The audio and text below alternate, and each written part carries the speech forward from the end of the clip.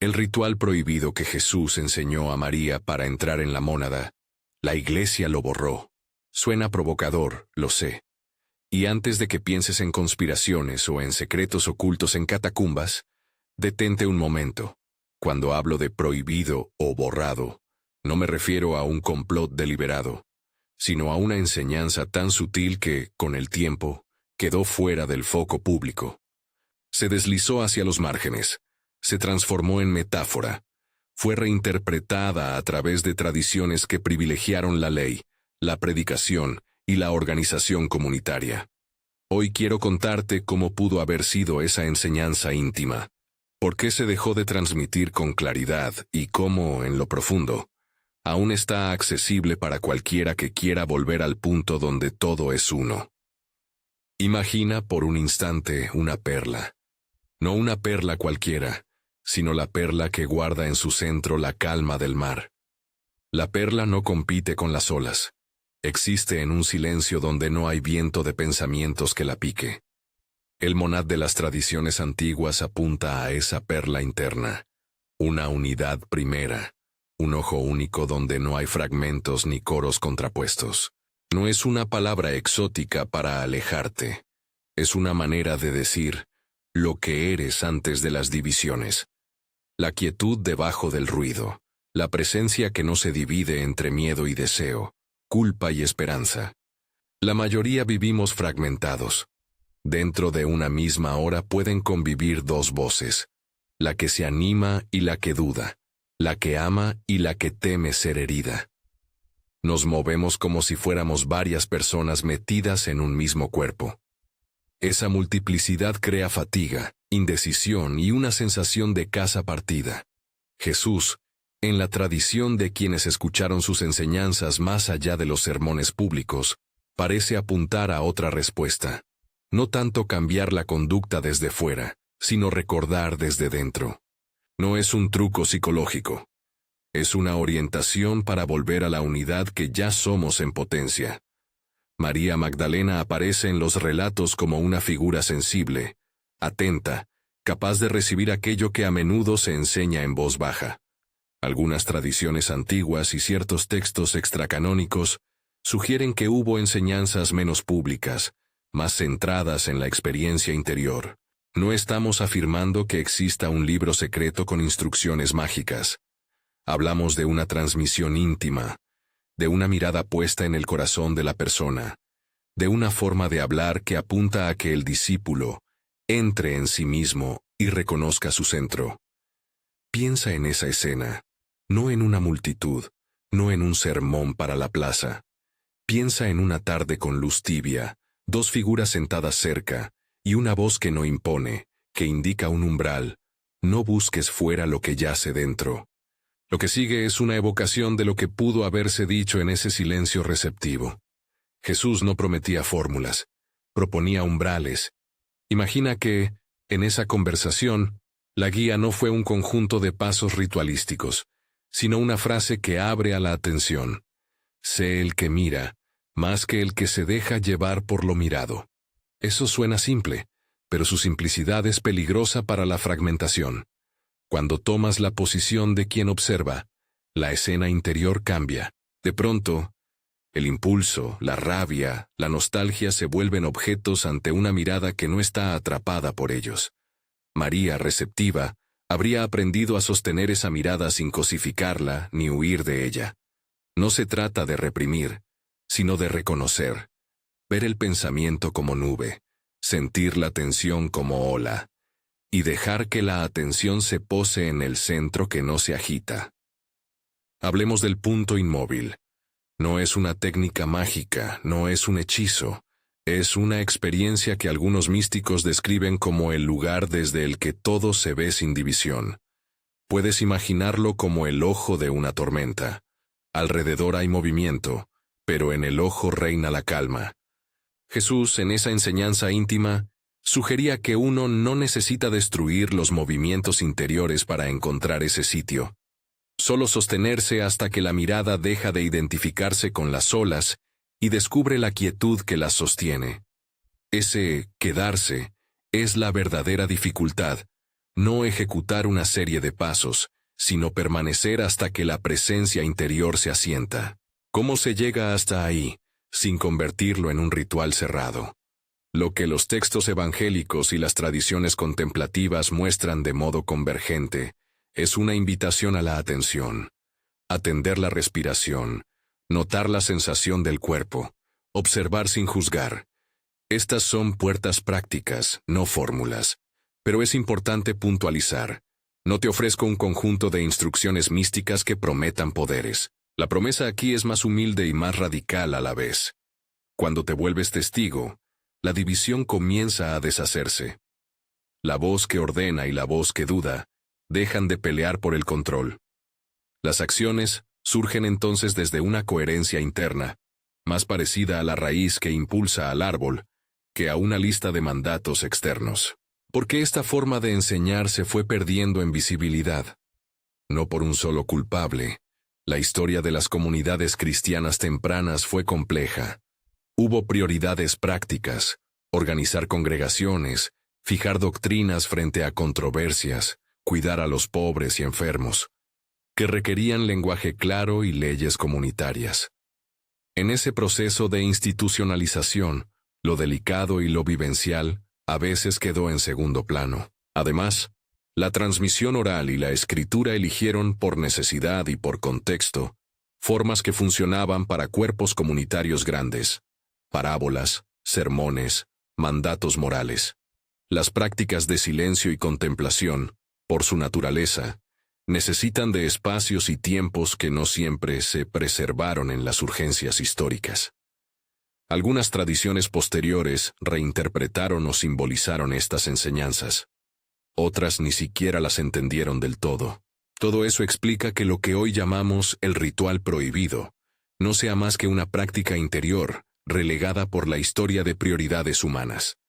Pero no fue del todo borrada. Las huellas quedaron. Metáforas dispersas en los evangelios, alusiones en cartas y sermones, relatos de discípulas y discípulos que vivieron la experiencia de una presencia central. En las imágenes del reino dentro, o de la perla escondida, hay una memoria. La invitación a buscar menos en el afuera y más en el corazón. María Magdalena, en esa memoria, simboliza la capacidad de atención que permite recibir lo que no cabe en los grandes discursos públicos. Y ahora, ¿cómo articular eso en la vida diaria, sin caer en trucos o en una práctica cerrada? Aquí hago una invitación. Piensa en la atención como un músculo. No es algo que se active con recetas, se desarrolla con momentos pequeños y repetidos. No se trata de un rito secreto, se trata de volver con frecuencia a la presencia. Puedes empezar por algo sencillo y seguro. En medio de una mañana ocupada, detente y mira lo que sucede sin añadir historias. Observa un pensamiento como quien mira una nube pasar. Nota la postura del cuerpo, la respiración. Esto no es un paso místico, es un entrenamiento de honestidad interior. Con el tiempo, esos minutos reaprendidos actúan como semillas. La persona que antes reaccionaba con impulso descubre una pausa, y desde ahí la decisión nace con otra claridad. No conviertas esto en una técnica para escapar de la vida. El camino que se describe en esa enseñanza se encarna en la responsabilidad. La unión interior no anula la acción, la hace posible desde la coherencia. Cuando la mirada interior se asienta, las respuestas no son impulsivas ni frías. Brotan de una fuente más profunda. La persona actúa con más compasión y con más discernimiento. Esa es la transformación a la que apunta la imagen de la mónada. No un poder espectacular, sino una armonía que atraviesa la conducta cotidiana. Sé que hay recelos. ¿Es esto compatible con la fe organizada? ¿No se aleja al individuo de la comunidad? La respuesta no es una negación rotunda. Las prácticas contemplativas fueron y son parte de la tradición cristiana en muchos momentos, monásticos, ermitaños, comunidades de oración. Lo que faltó en algunos siglos fue una transmisión más amplia, una pedagogía que conjugara lo interior con lo comunitario de forma constante. El retorno de estas prácticas no es una crítica destructiva de la Iglesia. Es una invitación a recuperar matices que siempre existieron en las periferias de la tradición. Permíteme ahora llevarte de nuevo a la escena evocada. María sentada junto a quien la guía. No es un aprendizaje de palabras, sino de presencia compartida. La enseñanza no tiene fórmulas. Tiene una invitación a entrar en silencio y a sostenerse allí hasta que el centro se revele. Ese momento, cuando llega, suele ser breve y rotundo. Una claridad súbita donde la sensación de fragmentación se disuelve y la acción fluye desde la unidad. No es un final, es una ventana. Nadie permanece ahí permanentemente como si flotara fuera de la vida. La experiencia se mete en la carne y en las decisiones, y desde ahí transforma. Ahora, hago una pausa y te pido algo sencillo. Si este tema te está tocando, si la idea de reencontrarte en un punto inmóvil resuena contigo, escribe "entendí" en los comentarios. No es una etiqueta vacía, es una semilla de comunidad, la forma más simple de decir "lo escucho y quiero saber más". Volvamos a la práctica con palabras claras pero cuidadosas. No te doy una secuencia ritualizada. Te propongo 3 actitudes que abren a la mónada sin convertirla en laboratorio místico. La primera actitud es la de testigo. Cultiva la postura de quien observa sin identificarse. Cuando llegue la ira, no te preguntes solamente por qué. Observa cómo aparece, dónde se siente en el cuerpo, cuánto dura. La segunda actitud es la paciencia de la quietud. No busques resultados inmediatos. La presencia no se fabrica, se descubre con perseverancia suave. La tercera actitud es la integración. Permite que esa visión interna guíe tus actos cotidianos. No se trata de esconderte en una nube de tranquilidad, se trata de dejar que la unidad interior informe tus relaciones, tus decisiones, tu trabajo. Estas actitudes no son rituales, son orientaciones éticas y espirituales que protegen a quien se adentra en el camino. Es esencial recordar que la experiencia de la mónada no es garantía de milagros, ni de ausencia de dolor. Es una forma de estar que transforma pero no elimina la condición humana. La vida seguirá trayendo pérdidas, incertidumbres y preguntas. Lo que cambia es la relación con esas experiencias. Ya no son tempestades que te arrastran, sino fenómenos que la mirada puede reconocer y dejar pasar. La compasión hacia uno mismo y hacia los demás suele aumentar. La respuesta se vuelve menos reactiva y más sabia. Quizá te preguntas también por la legitimidad histórica de todo esto. No pretendo presentarlo como una fórmula literal enseñada palabra por Jesús. Lo que ofrecemos es una lectura plausible de cómo algunas tradiciones entendieron sus palabras sobre el reino dentro, o la perla escondida. Es razonable pensar que, en contextos de enseñanza íntima, se compartieron pautas para la atención interior. Lo que hoy se llama ritual prohibido es, por tanto, una manera sensacionalista de nombrar una práctica que, por su sutileza, se perdió en la narrativa mayor. La historia nos muestra no una conspiración única, sino una serie de decisiones comunitarias y prioridades que dejaron menos visible aquello que requería tiempo y silencio. Imagino que, después de todo esto, te puede surgir la tentación de buscar atajos. No los hay. La experiencia de la unidad se gana en la repetición humilde de volver una y otra vez al punto inmóvil. La belleza está en la sencillez. 1 minuto de atención consciente cuando te levantas. Detenerte antes de responder a un correo para notar dónde estás. Mirar tu rabia en el cuerpo antes de darle voz. Con esos gestos ordinarios, una práctica que fue olvidada puede renacer en tu vida de manera real y práctica. Quiero terminar con una imagen que guardes. La casa interior. Imagínate entrando en una casa antigua y descubriendo una habitación pequeña en su centro. Una cámara donde el tiempo no pasa igual. Esa habitación es la mónada.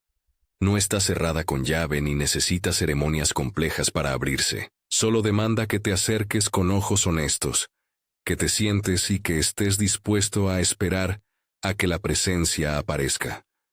No hay atajos, no hay privilegios. Solo la invitación para que vuelvas a casa. Si esta conversación te ha tocado, si sientes que hay un hambre de unidad en tu corazón, da un paso pequeño hoy. No busques lo extraordinario. Mira lo cotidiano con una nueva disposición. Y si te ha resonado este recorrido, si la idea de una mónada interna que puede ser accesada mediante la atención te ha movido, comparte este video, suscríbete para seguir recorriendo estos temas juntos y deja en los comentarios, entendí, para que sepamos que este mensaje llegó. Volver a la casa interior no es una evasión ni un lujo. Es el recuerdo de quiénes somos cuando las voces se aquietan.